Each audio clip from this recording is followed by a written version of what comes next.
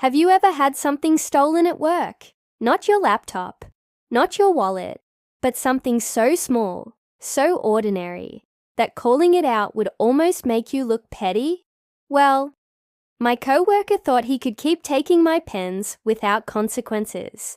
What he didn't know is that his sticky fingers would lead to the most humiliating office moment of his life, and the sweetest revenge I've ever had. If you've ever been underestimated, disrespected, or wished you could teach someone a lesson without saying a word, then stick around. And hey, before we dive in, hit that like button, subscribe, and tell me in the comments, what's the pettiest thing someone's ever done to you? Setup. The Office and the Penzai work in an office where, on the surface, things look normal. Fluorescent lights buzzing overhead, keyboards clacking like an endless rain, coffee machines hissing like steam engines, and of course, the desks, each one lined with the little tools that help us survive our 9-to-5 grind. For me, that meant pens. Lots of them. I like smooth writing, fine-tip black pens, the kind that glide over paper. I'd keep a few right there on my desk, always within reach, always lined up neatly. But one morning, I sat down to start my day, and they were gone. Every single pen. At first I thought, maybe I misplaced them. Maybe I left them in a meeting room. But this kept happening. Day after day, week after week, my pens would vanish. Now I know what you're thinking. It's just pens, right? Not a big deal. But here's the thing. It wasn't about the pens. It was about respect, about boundaries, about someone treating my space and my property as if it was theirs to take. And that's when I started noticing something strange. The antagonist appears. There's this co-worker of mine. We'll call him Derek. Derek was the kind of guy who always tried to act more important than he really was. Loud in meetings, quick to claim credit, and always with that smug little half smile, like he knew something you didn't. One afternoon, I glanced over during a meeting, and what do I see in his hand? One of my exact pens. The same brand, same style, same tiny scratch on the clip where I'd dropped it last week. That was the moment it clicked. He wasn't just borrowing, he was stealing. And the worst part, he acted like it was no big deal, like he was entitled to take whatever he wanted. Conflict escalation. The boiling point. From then on, every time I saw him with my pens, my blood boiled. I wanted to call him out, to say, "Hey Derek, those are mine." But here's the problem. Pens are so small, so trivial, that complaining would make me look crazy. Can you imagine going to HR and saying, excuse me, Derek keeps stealing my pens. They'd laugh me out of the building, so I kept quiet. But inside, every fiber of me screamed for justice.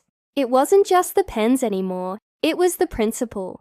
It was the disrespect, and it made me feel powerless in my own workspace. Until one day, I decided enough was enough. Turning point. The idea. I was out shopping for supplies when I stumbled across something, almost by accident, a pack of disappearing ink pens. At first I laughed. Who actually buys these? Kids playing pranks? Magicians? But then, it hit me. This was it. This was how I'd get my revenge without ever saying a word. Revenge planning and execution. The next morning, I placed a few of those special pens right where I always kept my regular ones. Bright, shiny, innocent looking. Just waiting. And sure enough, like clockwork, Derek wandered by. He spotted the pens, gave a quick glance around, and slipped one into his pocket as if no one noticed. But I noticed. Later that day, we had a big team meeting. Everyone gathered around the long conference table. Notepads ready, laptops open. Derek sat across from me, pen in hand, looking smug as always. He started writing, fast and confident, like he was trying to impress everyone with how much he was contributing. And then, the magic happened. Climax. The payoff. Halfway through the meeting, Derek's hand froze. His brow furrowed. He leaned closer to the page. His notes were disappearing. Line by line, word by word. The ink faded until all that was left was a faint, ghostly smudge. The look on his face, pure confusion. His eyes darted around like he was trying to figure out if anyone else was seeing this. I had to bite my tongue to keep from laughing. My heart pounded in my chest, not from fear, but from the pure, delicious satisfaction of watching karma unfold in real time. And the best part? No one else had a clue. Everyone else kept writing, focused on the meeting. Meanwhile, Derek sat there with a notebook full of vanishing ink, desperately scribbling harder, pressing the pen down like that would somehow fix it. But of course, it didn't. When the meeting ended, he looked completely rattled, shoving the useless pen into his pocket, avoiding eye contact. And after that day, he never touched my pens again, not once. Resolution: justice served. From then on, my desk stayed exactly the way I left it, my pens untouched, my space respected. And Derek? He kept his distance, almost like he knew I had some kind of power he couldn't mess with. It wasn't loud justice.